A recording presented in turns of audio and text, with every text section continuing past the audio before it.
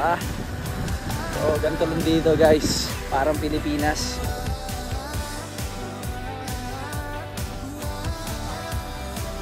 Yo, good morning sa inyong lahat dyan sa Pilipinas.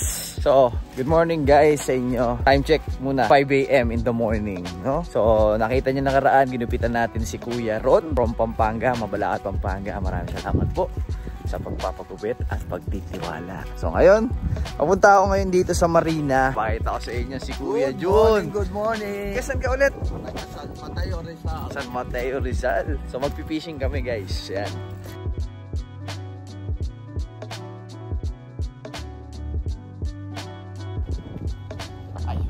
Na makahuli kami ngayon ng madami. What's up sa inyo mga ka-Shepity? Hindi ko na napakita kung ano yung nahuli namin ni Kuya Jun. Kasi wala talaga kami nahuli nun. Dito ngayon sa pizza station.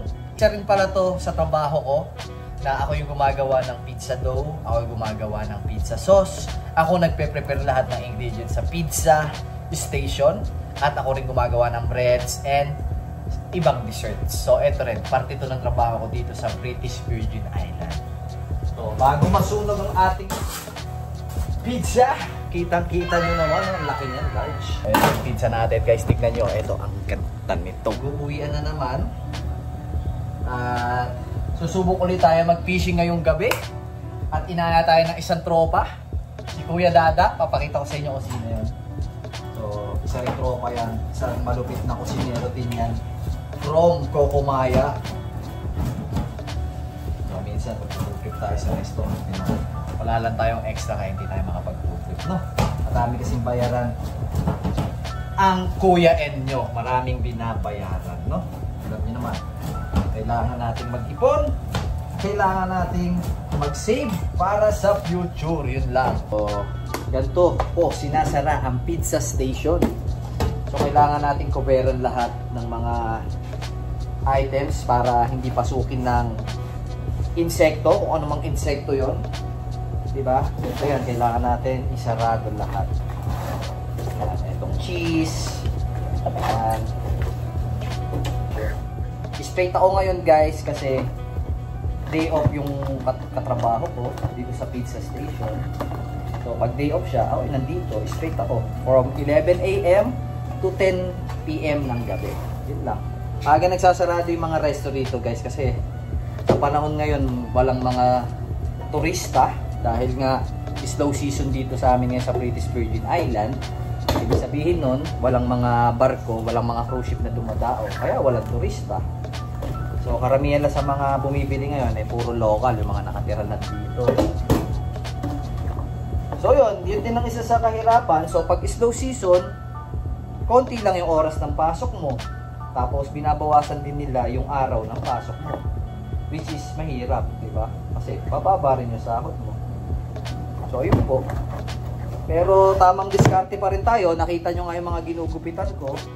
Di ba? Ikaw din, yung mga nanonood dyan, dumiskarte ka rin para magkaroon ka rin ng extra hassle, extra kita, no? Kasi mahirap yung isa lang yung pinagkakitaan natin, no? Tapos hindi sapat. Nakwento ko ba sa inyo, nasa Dubai ako, diba? Ang dami kong diskarte. Nagtitinda ako ng ulam, nagtitinda ako ng sabon, lotion, ng condo unit. Sa mga nakapanood ng dati kong vlog, ang dami kong tininda guys. Pati cellphone, pati ata ano, kung ano-ano. Kasi pagkakitaan, no?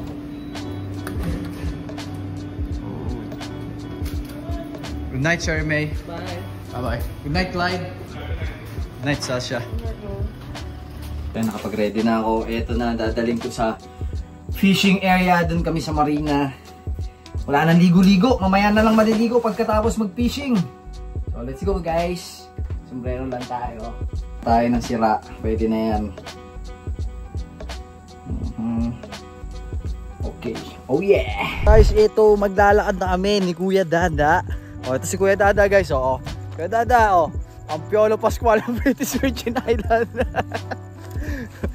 So ayan, ito rin yung spot namin nung nakaraan ni Kuya Jun. Nung natatandaan nyo yung umaga kaming umalis, dito rin kami nagpunta. So susubukan namin ngayong gabi, baka mas marami kaming mahuli, no? So dyan muna kayo, antayin nyo yung mga mahuhuli namin. Feeling positive kami ngayon, parang isang sakong isda yung mahuhuli namin ngayon eh. Eh, oh, ayan, oh, ayan, oh, ayan, oh.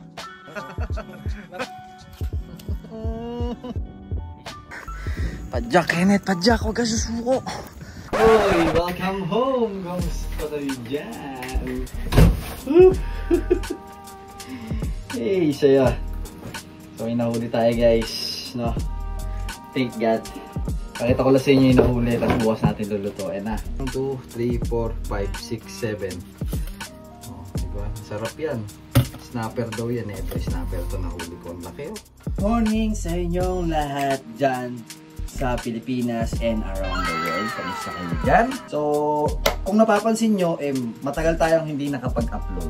May mga pangyayari kasing aksidente. Yung cellphone ko, nasira, nabasag, tas tuluyan na namatay. So, bago natin mapagawa yung kailangan natin ng malaking pera para umandar ulit. Nag-totally basag kasi yung screen niya. Then, yun, unti-unti nag-block yung pinaka-screen. Hindi siya screen protector Screen siya talaga ng pinaka-iPhone ko. So, bago natin mapagawa yung kailangan din natin ng mas malaking halaga. So, ayan, ano ba lulutuin natin sa hinahuli natin guys? Siguro ipaksiw na lang natin yung isa, tapos yung isa is sweet and sour natin, tapos yung binigay sa akin ni Kuya Ron na sitaw, adobohin din natin yan para marami tayong ulam, tapos matatabi na lang natin sa ref, then kainin na lang natin in the following days, no? Kasi hindi naman ako malakas mag-ulam, tsaka pag nirep nyo naman yung pwede nyo uli kainin nyo sa isang araw, sa susunod na araw, di ba? Basta ilagay nyo lang sa ref ng maayos, takpan nyo, ang freezer nyo, ilagay nyo sa chiller, di ba? Sa OFW dyan, kamusta uli kayo?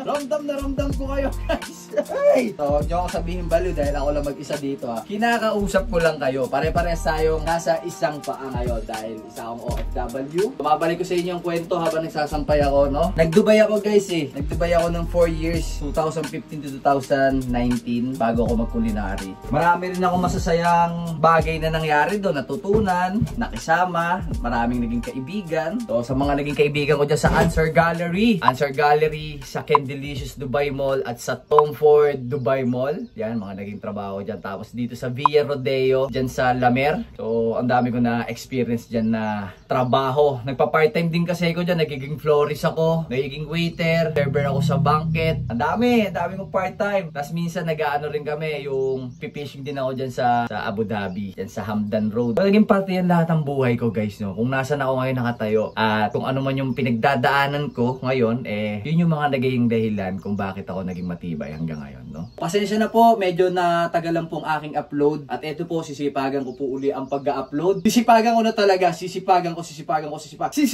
ko! Ah! Birthday ko ngayong week na to, hindi ko na sasabihin kung kailan. So maraming salamat po sa lahat ng babate at sa blessings na binibigay sa akin ni Lord. Especially na yung pagkain, mga nakakasama ko na mababait sa akin, yan. Kahit sa umpisa hindi sila mabait sa akin, pero ngayon mababait na sila sa akin. Siguro nakita nila yung pagtatrabaho natin, no? Maayos tayo magtrabaho, maayos tayo makisama, maayos tayo makipag-usap. So antayin nyo ako, lulutuin na natin. Ipe-prepare ko lang lahat ng mga iluluto natin. Tapos punta na tayo sa lutuan, no? Para mabilisan lang. Dami ko na kasing kwento guys pasensya na kayo. Namiss ko kasi kayo guys. Sampay ko lang to sa labas. Tapos luto na tayo. Let's go!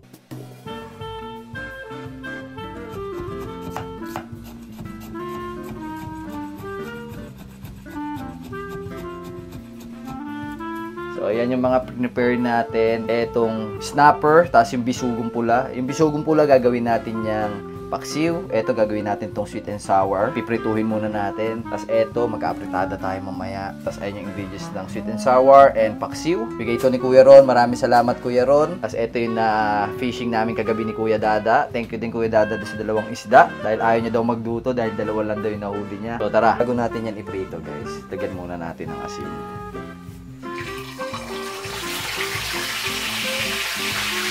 So habang piniprito natin yun guys, set up na natin yung paksiw, no? So kaya pala ganito lang iluluto natin para din to sa mga OFW na mga nagpi-fishing or mga Pilipino na nakakapamingwit para may idea sila kung paano iluto ng mas maayos yung pagkain na nahuli nila, no?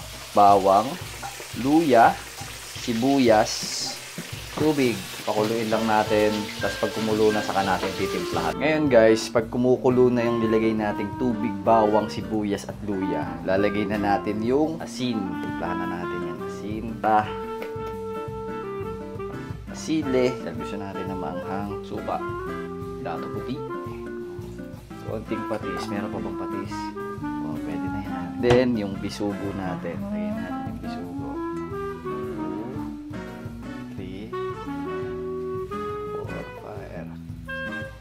Then, takpan muna natin, tapos babalikan natin siya. Tapos pasay muna natin dito. Oh. Gagawa na tayo ng sweet and sour sauce. So, umpisa na natin guys. Let's go. Bawang ulit. Bawang.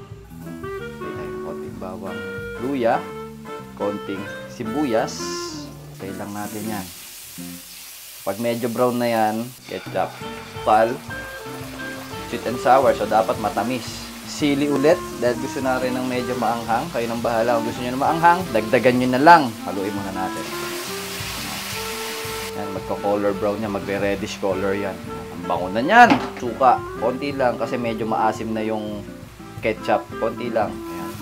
Kapatak lang. Tapos, paminta. Oho. Ito na yung sauce.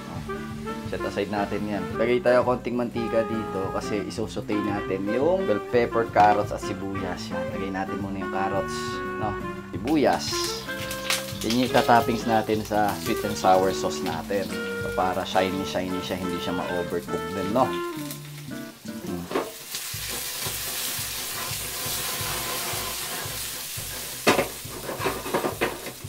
Yan natin ng konting asin.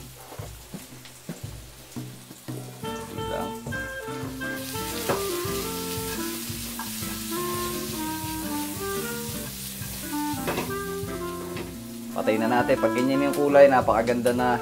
Patay. Oras na para i-plating guys, kaso nag-brown out, no? Itong kadalasan na problema dito sa lugar ko. Kadalasan brown out, kadalasan walang tubig, no? So, ang saya dito. Okay. Kailangan nyo lang sabayan yung mga nangyayari sa inyo, no? So, ayan, tara, plating na natin. Kahit brown out, ipi-plating natin ng maayos yung pagkain natin. Let's go. Huwag nyo lang i-overcook guys kasi okay, ito yung sauce.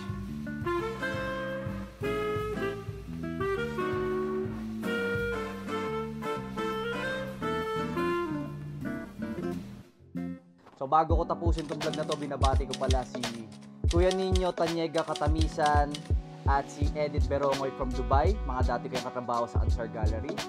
So yun, maraming salamat po. At maraming salamat po ulit sa pagsubaybay dito sa aking munting vlog.